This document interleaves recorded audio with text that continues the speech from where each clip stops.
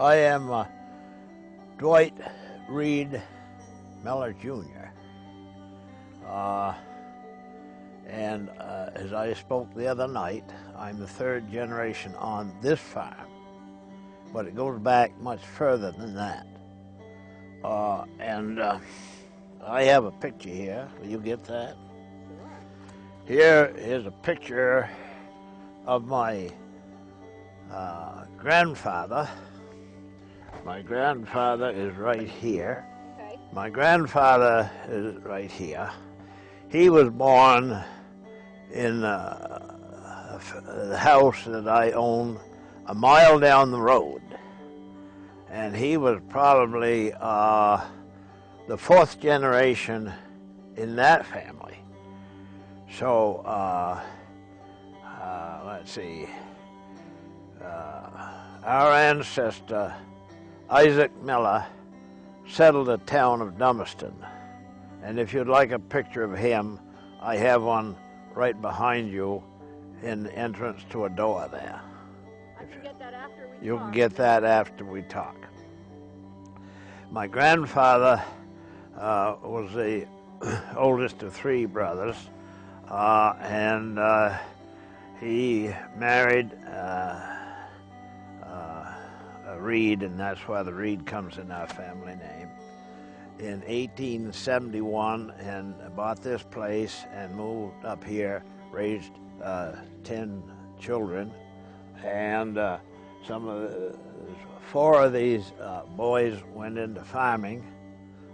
Three of them went into retail clothing business, and the name, there is a store in Brattleboro, Miller Brothers Newton. That was started by, I think that man right there, Avery Miller in Keene. And there was one, Warren Miller went to Springfield, Vermont, Ernest Miller to Newport, New Hampshire. So they had Miller brothers. And then four brothers went into farming. Arthur Miller, this second one on the right here. Well, my grandfather, Joseph Arms, J. Arms. There was a lot of Josephs down through, and they took the J and used the middle name. Arms Miller started the Holstein business very early. The Holstein Frisian Association started where the Putney School is now, and by a man by the name of Houghton was the first secretary. And my grandfather bought Holstein. I don't know where he got the Holstein, but he went into the Holstein business. I had a Holstein heifer when I was in high school, cow, 1936. That was a new thing around 1936? No. Holsteins, we had Holsteins on this farm here from the late 1800s to about 1936-7. And Arthur Miller left this farm and went to West Brattleboro, and took Holstein from here to there, and from there he was always getting bigger farms. From there he went to Vernon, where the Miller farm is in Vernon, where the railroad tracks are, down near the atomic plant. That's the Miller farm, and that farm is cattle is probably the. I think I've heard Paul Miller say that it's the longest in a family tradition of any Holstein herd in the country. My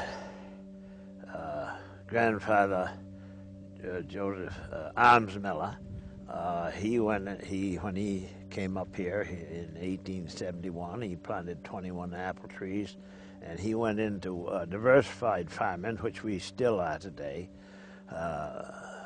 They were in maple down at the other farm. That's been from the very start of things, the maple syrup.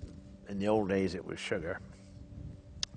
And there's a sugar house up behind here. We don't use it now, but it's what my father and my grandfather and I boiled in it, and Reed has boiled in it.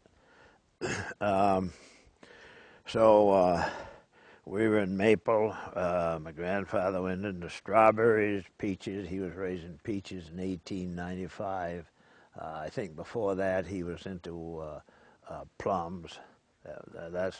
We've raised plums over the years. I think my father went into pears in 1920, and Reed has increased the pear plantation. And we've been in peaches through the years. In talking in global warming, we can probably count on peach crops more often in this part of the country. Unlike the South, where they would frost out and blossom times, a real cold temperature in the winter would kill the fruit buds. So many times we didn't have a crop of peaches. But with the global warming, I think we're going to have more crops, and we can raise varieties that ripen later in the fall. As we and Reed will tell you, we're growing apple crops that aren't so apt to freeze in the fall. Yeah. I sure do. I've just my wife and I just spent 2 days, Friday and Saturday, in Burlington, Vermont, at our annual Vermont Farm Bureau meeting. We went to the Vermont Farm Bureau annual meeting in Burlington Friday and Saturday, and it was the concern with up there is the same as everywhere else about global warming and such, and we were concerned with getting legislative programs that would take care of the farm needs, and one of them was the invasive plants that we've got coming in. I think perhaps maybe you'd like to see some that we have and we're concerned with. And well, I guess you got the information the other night from David Major about how he pastures and longer seasons, and Paul Harlow and so forth. I thought that was a really interesting program, and I think that Reed has got a lot more to tell you than I have on the things today. But I would like to show you some of our invasive plants. What do you think about people coming up north? Well, as someone made a comment, well, you don't have to worry in Vermont. We're in the hills, and we won't have to worry about floods up here. But I think I mentioned, the world population lives near the water, and as our well, the big I guess you probably know on NBC today. You don't know what they're doing on NBC. Matt Lauer is in the. Matt Lauer is at the North Pole. The man who talks about the weather is at the center of the Earth, up in Ecuador, way up high in there. And then the lady on that program is in at this Antarctica, and she says she said in Antarctica there, you don't have to worry about about being too high IQ down there, because everybody down there is a scientist with a doctor's degree. They're studying, they're sending up hundreds of balloons to see the ozone hole, and it is a big concern. But as I mentioned, people live near the coastline, and they live near sea level. And as the ice melts, the sea level rises. And then as the oceans warm up, we have greater storms. And people are going to be wiped out.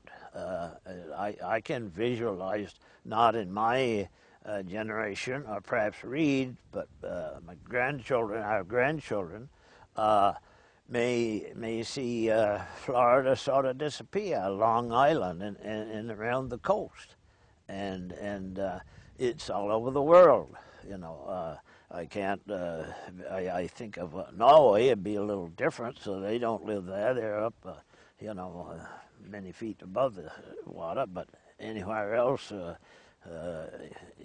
England and places like that, they live near sea level.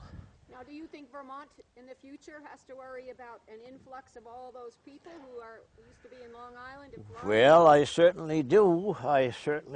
People come here. My next door neighbor right here. Did you ever hear of Tom Baudet? The name sounds I'll leave the light on for you. Yeah. Well, he told me he grew up in Michigan, and then he went to Alaska and spent time, and he came here from Oregon several years ago, and he lives right up on top of the hill there. And people are coming in, and they're gonna settle here. How are we going to grow food for them all and have place for them all? I think we'll see an influx. I really do. That would change the character of Vermont too, wouldn't it? The character of Vermont has changed over the years. Vermont and Maine were the two most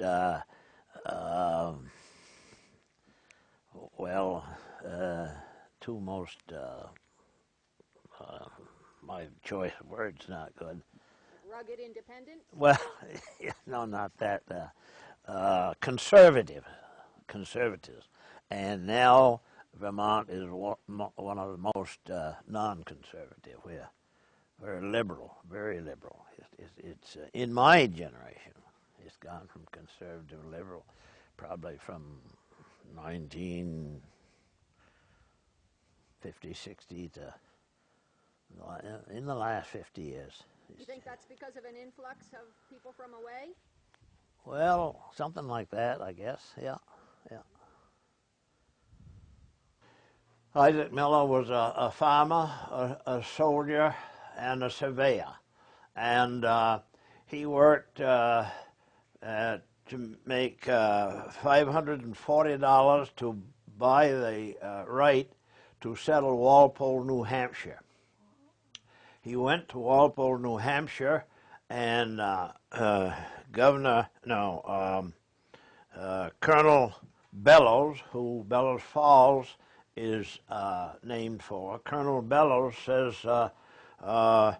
sorry, Isaac, I got here first. Isaac didn't get a refund on his $540, so he went back to Concord, Mass, and spent some more time, and then he was hired by the descendants of William Brattle, who Brattleboro is named for, and Governor Dummer, who was a governor of Massachusetts. And the descendants of those two people hired him to come and settle the equivalent lands. Putney had been settled, and Brattleboro had been settled, and there was this land in between those two towns had not been settled. So they called it equivalent lands, The acreage of this town is just about the same as if you go down 91 through Springfield into Connecticut. The name is not on the tip of my tongue, but the first town down there, Governor Wentworth, I think, of New Hampshire, had control of that town, and Miller was charged to come to Dummerston, bring 50 Whig families, and settle the town. Well, he had 10 children of his own, which gave it a pretty good start, and that's why there are so many Millers here. But he and the people set up government here. A lot of people think that the Revolutionary War started in Concord, Mass. It did not. It started in Westminster. A group of soldiers here went from Dummerston to Westminster to get somebody out of prison, jail up there. And the first man killed was a man by the name of French from Dummerston. And that was the first man killed in the Revolutionary War. About 2 weeks before the rebel shot on the Patriots in Boston, Concord. Gosh, you got to tell that to the school kids. I think I think they've heard it. Yeah. Wow. Yeah. Yeah. So I think that probably covers it. Yeah. Yeah.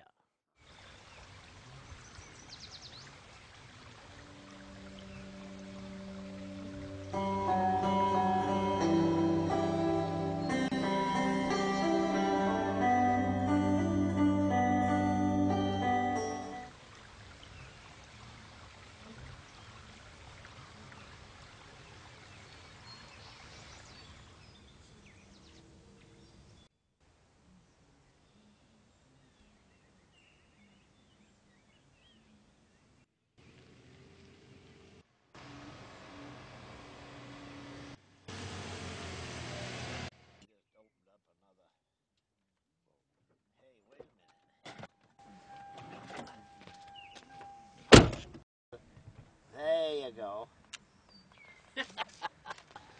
Yeah. You want to get a picture of this tree right here. Well, that's the oldest living Macintosh tree. My grandfather grafted that, a sapling. My grandfather was killed coming home on the railroad in 1910, so that had to have been grafted 1910 or before, and I imagine it was before. So that is probably over 100 years old, and I call it the oldest living Macintosh tree alive. I think the Macintosh was first found up in Ontario. Somebody by the name of Macintosh was going to build a house, and there was some wild apples came up, so he moved them so he could build a house there. And one of those wild apples had the most beautiful red apple was on it, and his name was Macintosh, so he named it Macintosh. So that's a famous thing. And this is, I think, probably the oldest living Macintosh tree in the world today. Great. Well, good luck with your photography. You have a lot of fun out there and get some good pictures.